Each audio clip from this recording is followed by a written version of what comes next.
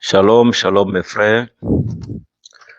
Étudions la Torah ensemble.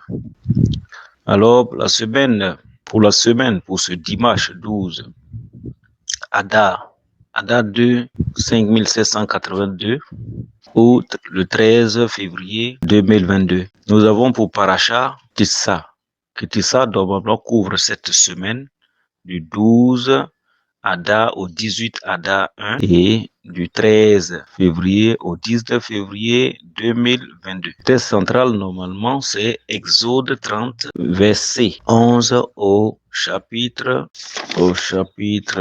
Bon, vous avez déjà dans le découpage, pour ne pas perdre le temps. Alors, dans l'introduction de cette paracha, d'abord, quitter ça, c'est quand tu recevras. Quand tu recevras. Alors, il est dit à Moshe, quand tu recevras le recensement des enfants d'Israël. Alors, la première portion commence de l'Exode 30, verset 11 au Exode 31, verset 17. Mais cette portion, qui est donc la première montée, comme on a l'habitude de le dire, la première montée que vous avez vue dans le découpage, a un début aussi, qui commence du verset 11 au verset 16. Alors, le verset 11, du verset 11 au verset 16, là, Hachem ordonne les payes du demi-shekel, c'est-à-dire une rançon que toute personne à partir de 20 ans doit pouvoir payer pour son âme. Excusez-moi pour le bruit. Alors, nous allons étudier, allons-y verset par verset, le verset 12. Donc, nous allons le lire. Quand tu recevras le recensement des enfants d'Israël, selon leur dénombrement, ils donneront chaque homme une rançon de son âme à Hachem.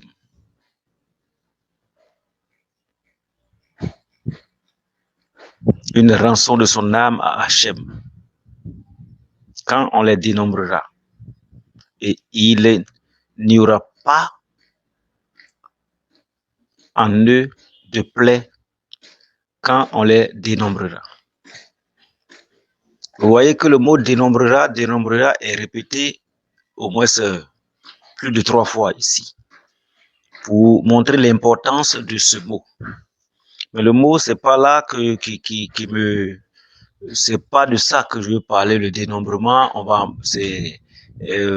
Excusez-moi, on va se cataloguer sur le demi-shekel. Ici, une rançon à payer pour une personne qui doit venir se faire dénombrer. Dès qu'il doit se faire dénombrer, alors c'est par le dépôt de son demi-shekel qu'on pourra dénombrer. On pourra compter comme on le dit.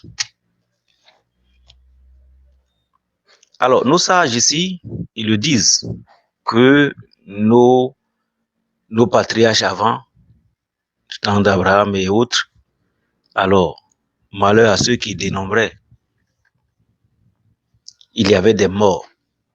Après les dénombrements, il y avait des morts, des centaines de morts dans le rang des Israélites. Moshe voyant ça, nos sages disent que quand Moshe a compris que si Hachem lui dit à son tour de faire le dénombrement, comment est-ce qu'il va faire? Comment va-t-il s'arranger pour ne pas avoir de décès? Et Hachem l'instruit pour dire, lorsqu'il vous allez faire le dénombrement, alors il faut donc, pour ne pas qu'il y ait de mort, que alors le peuple, chaque membre du peuple, apporte une rançon pour son âme, pour le rachat de son âme. Pour le rachat de son âme. au Cohen Aaron.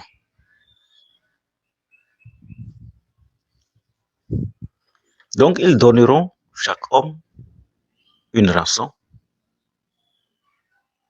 de son âme. Il est dit dans le verset 12, et il n'y aura pas en eux de plaie quand on les dénombrera. La plaie en question ici, c'était une histoire de mort. La plaie, c'était des problèmes, c'était des maladies, c'était des maladies, des séries de maladies qui pouvaient tuer. Et donc Hachem, dans la situation, donne donc une solution qui est de donner, n'est-ce pas, un prix pour l'âme, que chacun donne un prix pour son âme. Le verset 13 continue toujours dans les mêmes idées. Ceux-ci donneront quiconque, le texte dit, ceux-ci donneront quiconque passe pour le dénombrement un demi-shekel selon le shekel du sanctuaire, à 20 guira par shekel. Oh Seigneur, c'est qui ça? À 20 guira par shekel. Je t'appellerai après, mon frère.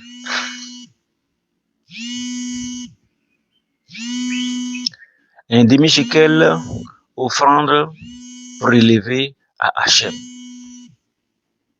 Donc, le demi-shekel ici, le verset 13 nous donne normalement ce qu'il faut payer. Il s'agit de demi-shekel. De nos jours, un demi-shekel équivaut à 12 euros. Un demi-shekel équivaut à 12 euros. Si ma mémoire est bonne, ça équivaut à 6600 francs, un truc comme ça. Voilà. Ce qui est très, très, très à respecter. 12 euros. 12 euros. Donc, le demi-shekel. Pourquoi ici? Voici que nos pères et d'autres éminentes personnes, comme le Rav David Cohen, qui nous instruisant, avait dit comme ça que regardez bien, c'est la guématrie. C'est pas la guématrie. À partir de la guématrie, on voit l'égalité entre demi-shekel, le mot shekel, et le mot nefesh. Shekel, c'est l'argent. Nefesh, c'est l'âme. Effectivement, quand on écrit en hébreu avec les lettres hébraïques et qu'on voit les valeurs numériques de chaque voile, on se retrouve avec l'égalité entre le shekel à la même valeur numérique que le nefesh, pour dire que l'argent que l'homme a, n'est-ce pas, est le fruit de l'âme, c'est-à-dire que est égal à l'âme. Ça sous-entend quoi? Nos sages ont démontré que l'effort que nous fournissons, qui se transforme finalement en argent, c'est le fruit de notre âme. C'est pourquoi quand tu trompes quelqu'un financièrement même, c'est que tu es en train de voler. Si tu voles quelqu'un, tu voles l'argent de quelqu'un, c'est que tu voles son âme. Et là, Hachem ne s'amuse pas avec. Voilà, c'est une parenthèse qui est très importante. L'âme que nous avons fournit des efforts. Hachem nous donne l'intelligence, la sagesse pour pouvoir créer quelque chose, pour pouvoir travailler, pour aller à l'école et apprendre. Et tu fournis les efforts. L'âme fournit des efforts pour pouvoir produire. Et le fruit de nos jours, c'est de l'argent, qu'on appelle en hébreu shekel. On appelle kesef normalement, mais shekel, c'est un niveau d'argent, une valeur donnée. Comme on parle ici souvent de 50 francs ou bien de ceci, francs, voilà, un truc comme ça. Voilà. Donc, ici, chacun doit pouvoir donner demi-shekel. Demi-shekel qui est la valeur, je dirais, de notre âme. Et pourquoi demi? D'autres sages disaient, d'autres rabbins, quand tu les écoutes bien et qui rentrent dans la Torah, ils décortiquent, le Zohar même décortique, que le demi-shekel, pourquoi le demi-shekel? D'autres rabbins disent que le demi-shekel parce que ton frère et toi, vous deux, vous donnez demi-shekel, ça fait un shekel. Ce qui veut dire que vous êtes liés l'un à l'autre. Vous vous associez pour donner. C'est-à-dire que votre âme s'associe. C'est un signe d'unité, c'est un signe d'union entre Israël, entre les enfants d'Israël, depuis belle lurette.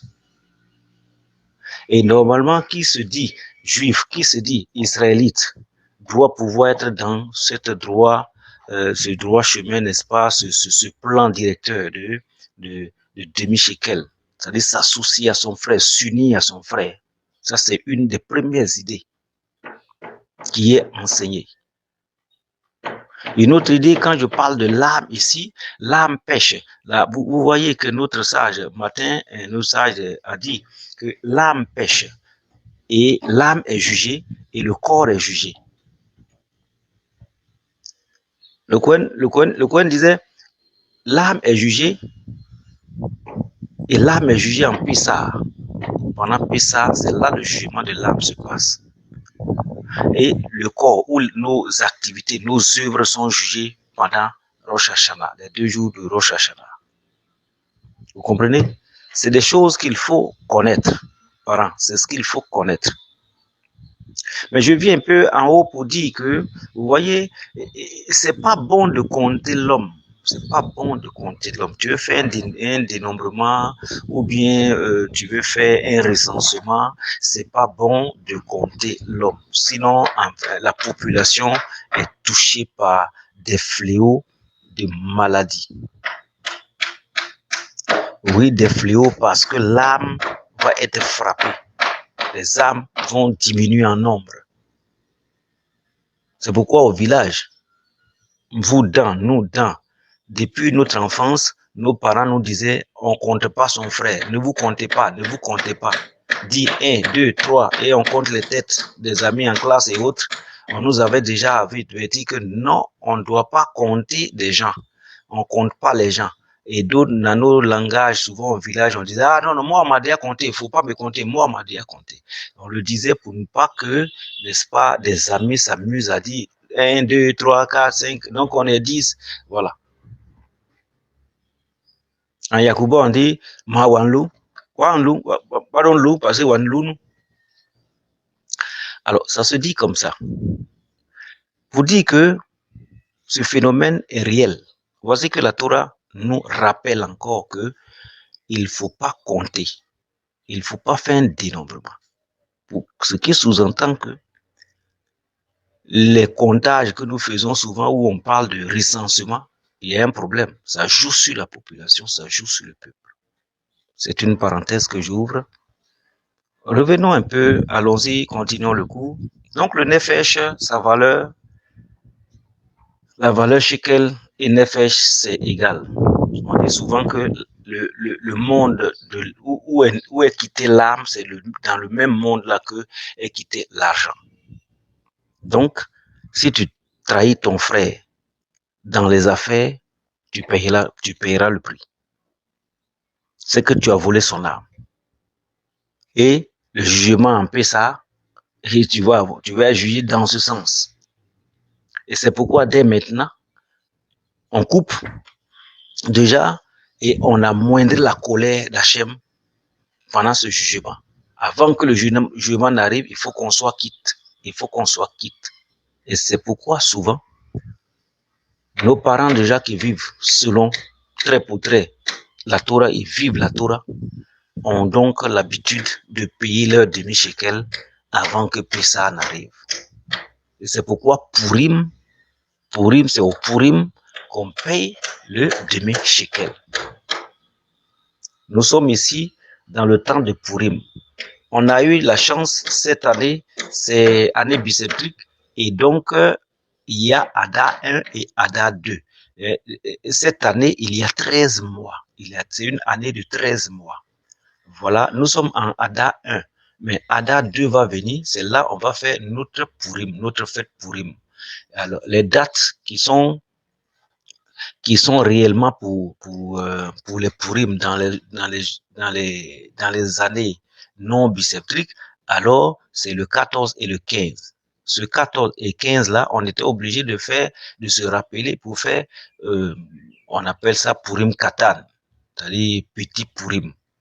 Voilà, avec tous les autres cortèges qui l'accompagnent. C'est ces choses-là qu'il faut savoir, qu'il faut connaître. Il faut ouvrir les yeux, il faut ouvrir les yeux et les oreilles pour comprendre ça. Que si tu ne le fais pas, les problèmes qu'on voit à l'horizon, les problèmes qu'on a dans notre vie, il y a la réalité, la source réelle. C'est pourquoi, par manque de connaissances, mon peuple périt. Hachem l'a dit, par manque de connaissances, mon peuple périt. Si toi, tu as l'habitude de compter, ou tu laisses les gens te compter, alors il va avoir un problème sur ton âme. Et comme pour éviter ça, tu es obligé de, alors, te mettre parmi la famille qui paye les demi-shekels chaque année. Chaque année, il paye son shekel et son demi-shekel. Parce qu'il a été compté peut-être un jour quelque part par l'ignorance. On appelle ça des tikkunim, la réparation. Nous, on est obligé de faire des réparations parce qu'on n'est pas dans la droite ligne. Et on discute beaucoup. C'est bien de discuter, mais il faut discuter pour comprendre les choses. Ça, c'est vrai. Mais discuter pour discuter, c'est pas aussi ça la réalité. Au verset 14, on indique bien l'âge à laquelle, n'est-ce pas, on doit payer le demi-shekel. Ici, il est dit 20 ans et plus. Alors, 20 ans et plus, nous avons donc en Israël, je prends toujours l'exemple sur Israël actuel parce qu'ils ont les pieds et les mains dans la Torah, dans la pratique. Donc, ils ont l'exemple, ils sont la boussole du monde, comme c'est dit, et c'est vrai. En Israël, en réalité, à 20 ans, l'enfant a fini, le jeune homme a fini de se marier. Il est déjà père de famille. Et c'est à cet âge-là, 20 ans, que déjà, il paye son demi-shekel. C'est pas le hasard. Il est déjà conscient. Il a fini de faire sa bar mitzvah, c'est-à-dire à 12 ans, le garçon à 12 ans déjà a fait sa fête d'adolescence. Et donc, il a donc appris déjà la Torah, les bases de la Torah. Nous, c'est maintenant que nous sommes en train de chercher à enseigner dans nos bas niveaux, mais à nos enfants. Mais déjà en Israël, ils sont déjà en avance. À 20 ans déjà, l'enfant a fini de faire sa bar mitzvah depuis le 12 ans, depuis 12 ans. Pour les filles, oui, pour les filles 12 ans, pour les hommes, si je ne me trompe pas, 13 ans, il a fini de faire sa bar mitzvah. Et donc à 20 ans déjà, c'est un homme qui est là. Il se marie à 18 ans, au plus à 18 ans. Donc, il s'est marié déjà à 18 ans. Un enfant, un jeune Israélien, se marie à 18 ans. Ça aussi, le Shouhanaou nous l'indique et nous l'apprend. Je donne un peu quelques cours de Shouhanaou écrit et je veux que vous écoutez cela. Et que vous lisez cela pour qu'on soit conforme à la réalité selon Hachem. Je vous en prie. Alors, à 20 ans déjà, c'est un homme, père de famille, qui a une femme. Et c'est lui, il va payer le demi-shekel. Son enfant de 8 ans ou bien 5 ans ne paye pas de demi-shekel. Vous comprenez? 20 ans et plus. Il est dit 20 ans et plus. Donc, 20 ans et plus, il paye son demi-shekel. Il s'associe donc à son peuple. Parce que le demi-shekel est pour t'associer à ton peuple. C'est vrai que quand, en comptant les demi-shekels, on évite de compter l'homme. Mais on connaît déjà il y a combien de demi-shekels, ce qui veut dire il y a tel nombre de personnes au moins de 20 ans et plus dans le peuple. qui forment le peuple. C'est-à-dire, il y a au moins tel nombre de foyers, de familles. Vous voyez que c'est les hommes qui payent ici. Amen. Alors, au verset 15, il est dit, là, ça éclaire, ça nous éclaire que même tu es milliardaire, même tu es millionnaire, ou bien tu es le pauvre des pauvres, étant milliardaire ou bien donc riche, par le mot riche, tu dois payer 10 000 shekels. On n'a pas dit de payer des millions comme 10 000 shekels. Non, 10 000 shekels, c'est 10 000 shekels. Tu payes 12 euros. Toi, le pauvre, on n'a pas dit parce que tu es pauvre, tu n'as rien, faut rester, il faut payer demi shekels, le demi du demi shekel. Non, il faut payer demi shekel, c'est-à-dire 12 euros de nos jours, 12 euros. Donc, il n'y a pas de différence, c'est pour dire qu'il n'y a pas de différence entre le riche et le pauvre dans les payes de l'argent pour le rachat de l'âme. Nous voyons dans des communautés, des gens font des types de fêtes ou bien des types de... Pour avoir de l'argent, j'ai l'impression que c'est pour chercher de l'argent.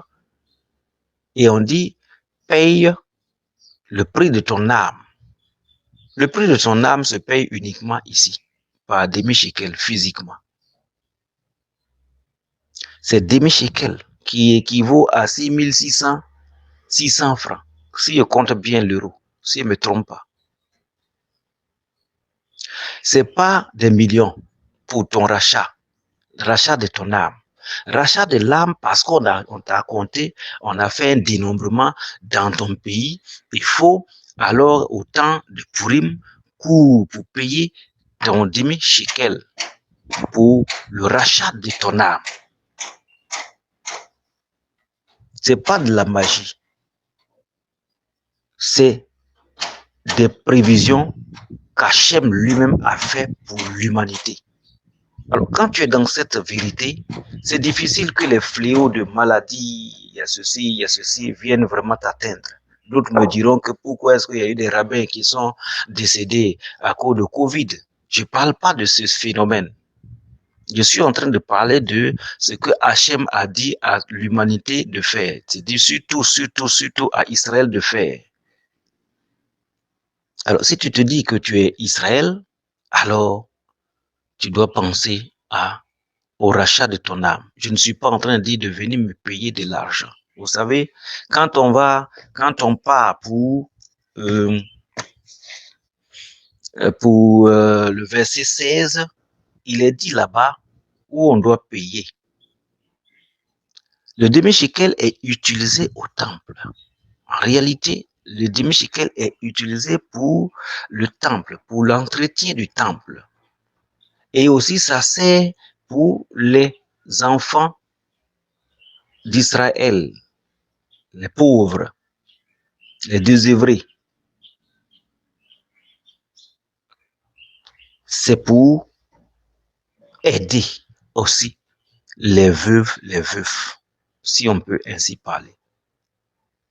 Mais le demi-shekel n'est pas fait pour que quelqu'un mette ça dans sa poche et qu'il part faire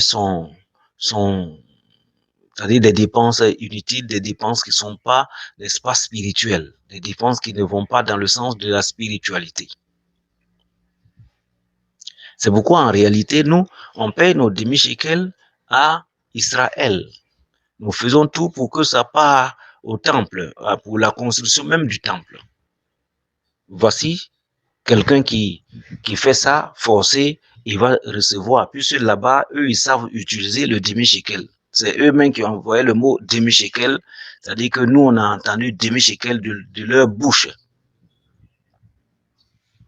Alors, bien aimé, voici ce que je voulais dire au niveau de ces 6 versets qui précèdent, n'est-ce pas, qui commencent la paracha qui tissa. Cette histoire de payer demi-shekel est extrêmement important parce que si tu payes le demi-shekel, tu payes donc tu fais le rachat de ton âme pour ne pas que les dénombrants qui ont été faits, n'est-ce pas, sans que tu t'en rendes compte, ou bien les dénombrants qui ont été faits pendant que toi-même tu sais, ils sont venus marquer des numéros à ta porte pour pouvoir compter les gens, que le malheur ne tombe pas dans ta maison, le malheur du comptage ne tombe pas sur ta maison. Que ton enfant ne tombe pas malade, que ta femme ne tombe pas malade, que ton argent ne soit pas gaspillé pour aller à l'hôpital. Tout ça, on appelle des plaies. C'est pour éviter les plaies dans ta maison. Voici un secret donc qui est découvert. Pour enlever les plaies et les problèmes dans la maison, les plaies ici, quand on dit plaies, il y a beaucoup de choses. Vous savez que en Égypte, quand on parle de 10 plaies, vous voyez tout ce qui a frappé, maladie, ceci, plein de choses, mort et tout ça. Quand on parle de mort, on peut parler même de la pauvreté. La pauvreté est une mort. Alors, bien aimé, je m'arrête là pour ces 6 versets qui commencent la paracha. Qu'Hachem bénisse toute l'auditoire. Et que ces paroles, n'est-ce pas, éloignent les plaies de nos foyers, de nos maisons, de nos familles. Les séparations de foyers, les maladies des enfants, que ce coup, ce petit coup, n'est-ce pas, éloigne les maladies des maisons. Je veux aussi que nous obéissons, n'est-ce pas, à la parole d'Hachem pour que chacun de nous gagne ce qu'il doit pouvoir gagner. Baruch Hachem, que la main puissante d'Hachem reste sur vous et sur nous tous. Que la main puissante d'Hachem reste sur notre région. Que la main puissante reste sur notre maison. Que, n'est-ce pas, la bénédiction liée à cette parole couvre chaque maison, chaque âme de nos familles. Amen. Amen.